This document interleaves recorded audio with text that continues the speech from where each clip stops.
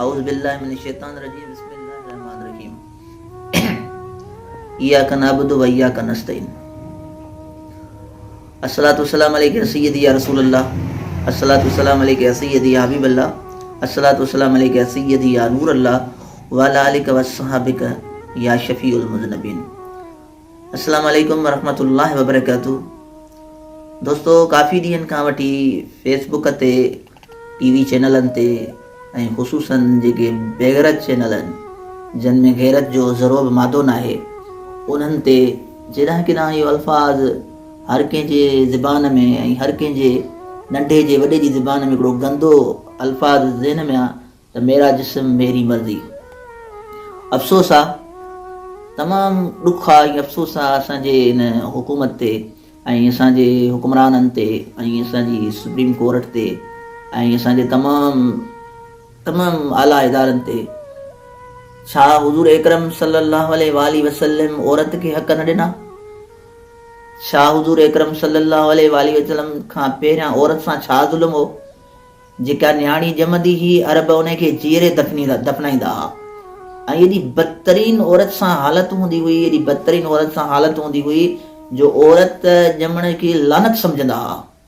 पर ख़ुदा जो कसम, असां अव्हां जे आका हुज़ूर पुरनूर सल्लल्लाहु अलैहि वसल्लम जी जॾहिं दुनिया जे अंदरि आमद थी त औरत खे पंहिंजो मुकमल हक़ मिलियो ऐं अल्हम्दुलिल्लाह औरत खे पर्दो मिलियो, औरत खे शर्म हया मिलियो, लज मिली। अॼु जेकॾहिं हिकिड़ियूं गंदियूं औरतूं चंद निकिरी ऐं जेकॾहिं हड़ताल कनि थियूं मेरा जिस्म मेरी मर्ज़ी, त ख़ुदा कम अज़ कम मुल्क जे मथां रहम कयो, मुल्क जा दुश्मन न थियो। हीउ ॾिसो अलाह ताला जो अज़ाब। तव्हां ॾिठो त कहिड़ो माकड़ जो अज़ाब आयो त पोइ क़ौम नथी सुधरे। वरी तव्हां ॾिसो था पिया त ही बीमारियूं मुख़्तलिफ़ अचनि थियूं पियूं, कोरोना वायरस आहे, उन खां अलावा ताज़ो जेको कणिक तमामु हारी मिसकीननि अबोजनि जी कणिक थी, उन में ॾिसो केॾो गड़ो थियो। इहे असाब आहिनि कुदरत जा। विझूं किरियूं, खिमड़ियूं किरियूं, माकड़ आई तॾहिं बि को सम्झ में न आहे। इहा सभु कुझु इन बेहया औरतुनि जे करे आहे। इहो जेको बि थिए थो अल्हम्दुलिल्लाह अल्लाह ताला जा किरोड़े एहसान आहिनि। असांजे महबूब करीम सल्लल्लाहु अलैहि वसल्लम औरत खे उहे हक़ूक़ ॾिना, उहे हक़ ॾिना जेके ॿिए कंहिं बि मज़हब में न आहिनि, कंहिं बि मज़हब में न आहिनि। इस्लाम जे मज़हब खे तव्हां पढ़ो, इस्लाम जे मज़हब खे तव्हां रिसर्च कयो, तव्हां क़ुर खे पढ़ो, हदीस खे पढ़ो, हुज़ूर अकरम सल्लल्लाहु अलैहि वसल्लम जी पूरी ज़िंदगी खे पढ़ो। केॾो औरत सां मुहबत कंदा हुआ। किताबनि जे अंदरि अचे थो त जॾहिं हुज़ूर अकरम सल्लल्लाहु अलैहि वसल्लम महफ़िल में ईंदा हुआ, असहाब किराम उथी बि करीमनि जो इस्तक़बाल कंदा हुआ। पर जॾहिं हुनजी पाक तय्यब ताहिर न्याणी जेका जन्नत जे नौजवाननि औरतुनि जी सरदार आहे ईंदी हुई त ॿिन्ही जहाननि जा सरदार उथी बीहंदा हुआ। ओ मुंहिंजी अदी, ओ मुंहिंजी भेण, कुझु शर्म कर, कुझु हया कर। केॾी दिलि आज़ारी थी हूंदी सैयदा आबिदा ज़ाहिदा आलिमा फाज़िला शाकिरा जी, केॾी दिलि आज़ारी थी हूंदी। अमीर अल मोमिनीन हज़रत अम्मा आयशा सिद्दीक़ा रज़ी अल्लाह ताला अन्हा जी केॾी दिलि आज़ारी थी हूंदी। उम्मुल मोमिनीन हज़रत बीबी ख़ुदीजतुल कुबरा रज़ी अल्लाह ताला अन्हा जी केॾी दिलि आज़ारी थी हूंदी। अम्मा ज़ैनब जी। ओ मुंहिंजी अदी, ईअं नाहे। हीअ असांजो इस्लामी मुल्क आहे, असांजो गैरतमंद मुल्क आहे, असांजी गैरतमंद फ़ौज आहे, असांजो गैरतमंद अवाम आहे। असां बेगैरत न आहियूं। असांखे हुज़ूर अकरम सल्लल्लाहु अलैहि वसल्लम जी शरीयत जो लगाम आहे, असांखे हुज़ूर अकरम सल्लल्लाहु अलैहि वसल्लम जी सुन्नत जो लगाम आहे। अफ़सोस आहे, मूंखे अफ़सोस उन्हनि मर्दनि ते थो अचे जन जूं ही औरतूं भेनरूं हूंदियूं, जन जूं ही औरतूं माइरूं हूंदियूं, जन जूं ही औरतूं घरवारियूं हूंदियूं। छा उन्हनि मां गैरत ख़तम थी वई? छा उन्हनि सफ़ा पंहिंजो पाण खे ख़तम करे छॾियो? ओ मुंहिंजी अदी, मुंहिंजी भेण, कुझु शर्म कर।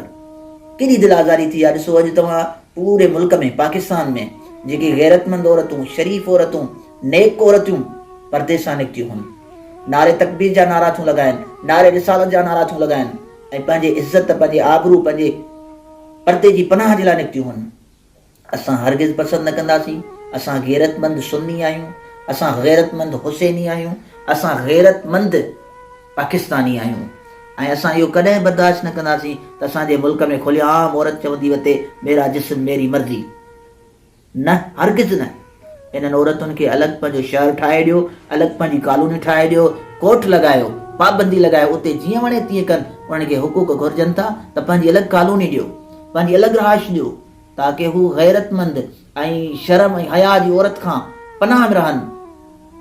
सुभाणे असां ते असरु न पवंदो, सुभाणे असांजूं न्याणियूं आहिनि, असांजूं भेनरूं आहिनि, असांजा दीनी इदारा आहिनि, उन्हनि औरतुनि ते असरु न पवंदो। त असां वतन अज़ीज़ पाकिस्तान जा ख़ैर ख़्वाह आहियूं, असां पाक आर्मी जा ख़ैर ख़्वाह आहियूं, असां मुल्क जे लाइ हर वक़्तु दुआ गो आहियूं। असां त दुआ गो आहियूं, पर ख़ुदा जो कसम वक़्त जो गोश असांजो रहबर हादी कंबर वारो सरदार जिते बि महफ़िल करे थो उते ख़ुशूसन पाकिस्तान जे लाइ दुआ घुरे थो, पाकिस्तान जी आर्मी जे लाइ दुआ घुरे थो, पाकिस्तान जे हुक्मराननि जे लाइ दुआ घुरे थो। त मुंहिंजी अदी मुंहिंजी भेण शर्म कयो, शर्म कयो ऐं ईअं पंहिंजी बेहयाई ज़ाहिर न कयो। छा कंदा आहियो तव्हां? कहिड़ियूं तव्हां निमाज़ूं पढ़ियूं आहिनि, कहिड़ो तव्हां दीन ते हलो था, कहिड़ो तव्हां इस्लाम जा पैरोकार आहियो, छा कयो आहे तव्हां? अॼु तव्हां चओ था असांखे मेरा जिस्म मेरी आज़ादी। सलाम आहे उन एक्टर खे, सलाम आहे उन प्रोड्यूसर खे, ख़लील रहमान खे, जेको हिकु गैरत जी सुती खणी, गैरत जो मादो खणी निकितो आहे। अलाह उनजो निगाहमान आहे ऐं मदीने वारो साईं उनजो साणी आहे। ऐं तमामु असांजे मसलिक अहले सुन्नत उलमा इकरामनि जी दिलि आज़ारी थी आहे, किन मस्जिदुनि में बयानु कया आहिनि, किन रोडनि ते कया आहिनि। ख़ुदा जो कसम आहे इहे दीन जा सरमाया आहिनि, आलिम दीन जा सरमाया आहिनि। इन्हनि जी ॿुधो, सफ़ा पंहिंजी गैरत न विञायो। ही पैगाम मां मदरसा शहीद सैयद शफ़ीक अहमद शाह बुखारी रहमतुल्लाह अलैह कोटड़ी ज़िला जामशोरो सिंध पाकिस्तान जी तरफ़ ॾियां थो। ऐं मां इहो ई पैगाम ॾियां थो त जेकॾहिं तव्हांखे इस्लाम सिखणो आहे, तव्हांखे इस्लाम जो पर्दो सिखणो आहे, तव्हांखे गैरत जो पर्दो सिखणो आहे, अचो मुंहिंजे पीर जे दरबार ते, अचो मुंहिंजे पीर जे दरबार ते। छा मुंहिंजे पीर जूं मुरीदाणियूं न आहिनि? छा मुंहिंजे पीर जे मथां क़ुर्बान थियण वञणा आहिनि? ज़िंदगीअ में ॿाहिरि न निकितियूं आहिनि, तहजुद गुज़ार आहिनि, नेकोकार आहिनि, रोज़ेदार आहिनि। छा असांजूं भेनरूं न आहिनि? छा असांजूं माइरूं न आहिनि? उहा माउ आहे जंहिंजे कदमनि जे हेठां जन्नत आहे, उन माउ खे वठी ॿाहिरि रोडनि ते घुमायूं। उहा भेण आहे जेका भाइरनि जे मथां क़ुर्बान थींदी आहे, उन भेण खे वठी रोडनि ते घुमायूं। उहा ज़ाल आहे जेका मर्द जी लॼ आहे, जेका मर्द जो पर्दो आहे, उन ज़ाल खे वठी रोडनि ते घुमायूं। सफ़ा किरियल आहियूं, बेगरत आहियूं। न क़ुरान इजाज़त हुजे, न शरीयत इजाज़त थीजे, न हदीस इजाज़त थीजे। हा, औरत जा हक़ आहिनि, औरत मर्द जी ज़ेवर आहे, औरत घर जो ज़ेवर आहे। ईअं न आहे किथे बि इस्लाम में कोन्हे त औरत जा हक़ मर्द सां गॾु आहिनि। साबित कयो, साबित कयो।